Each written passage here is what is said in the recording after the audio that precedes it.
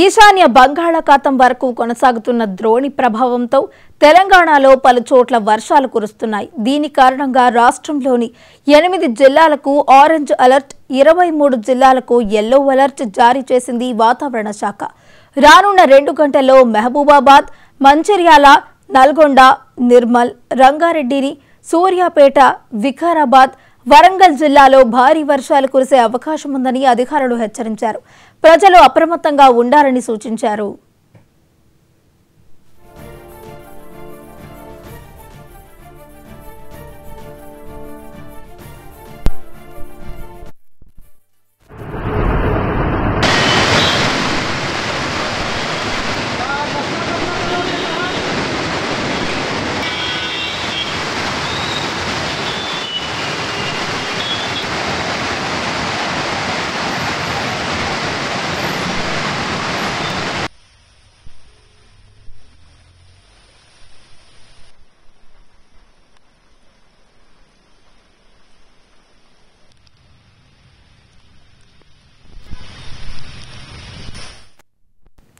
ఈశాన్య బంగాళాఖాతం వరకు కొనసాగుతున్న ద్రోణి ప్రభావంతో తెలంగాణలో పలు చోట్ల వర్షాలు కురుస్తున్నాయి.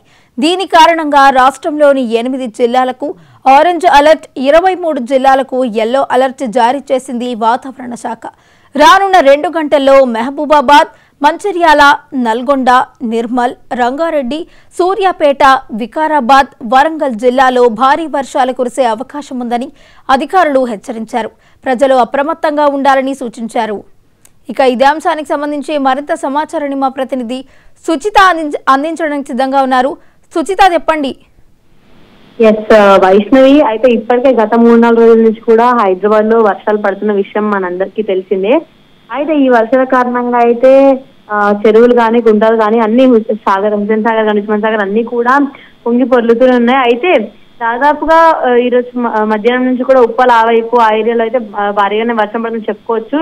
అయితే ఈరోజు సాయంత్రం 4 గంటలకు జిహెచ్ఎంసీ పరిధిలో మొత్తం కూడా వర్షాలు పడే అవకాశం అయితే ఉంది.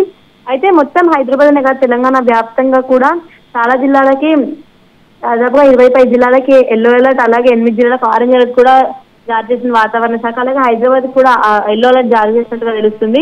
అయితే మేజర్ గా హైదరాబాద్ లో మనం చూసుకున్నట్లయితే ఉప్పల్, కుకట్పల్లి, ఇటు షేక్పేట్, గచ్చిబౌలి ఈ ఏరియాస్ అయితే చాలా తీవ్రంగా వర్షాలు పడుతున్నాయి. అయితే దాదాపు మోకాళ్ళ లోతు అమీర్పేట ఏరియాలో కూడా భారీగానే వర్షాలు పడుతున్నాయని చెప్పుకోవచ్చు. దాదాపు మోకాళ్ళ లోతు నీళ్లు ఉన్న పరిస్థితులు మనం చూస్తున్నాం. అయితే నిన్న మొన్నటి వరకేమో పొద్దునంతా ఎండగా ఉండి సాయంత్రం వర్షాలు ఉన్న పరిస్థితులు చూసామంటే క్యూములో నింబస్ మేఘాలు ఫామ్ అవ్వడం వల్లనైతే ఇలాంటి పరిస్థితులు ఏర్పడతాయని కూడా వాతావరణ శాఖ చెప్పడం జరిగింది.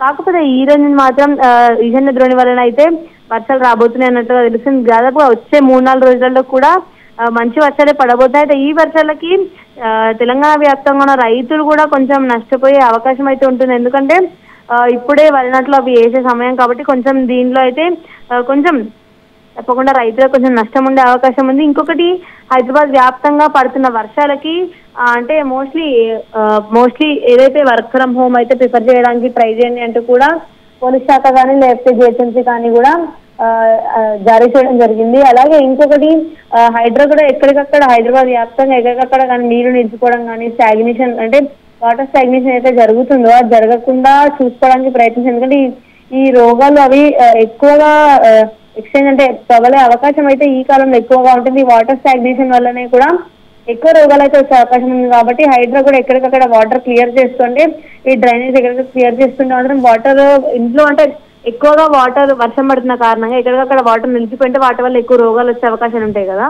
అందుకని చెప్పి హైదరాబాద్ ఎక్కడెక్కడ క్లియర్ చేస్తుంది. అలాగే మొత్తానికి సుచిత వ్యాప్తంగా అయితే సాయంత్రం సుచిత, అయితే ఈ తెలంగాణలో భారీ వర్షాలు కురిసే అవకాశం ఉన్నట్టు తెలుస్తుంది. అయితే ఈ నేపథ్యంలో ఇటు అధికారులు కూడా ప్రజలను ఏ విధంగా హెచ్చరికలు జారీ చేస్తున్నారు?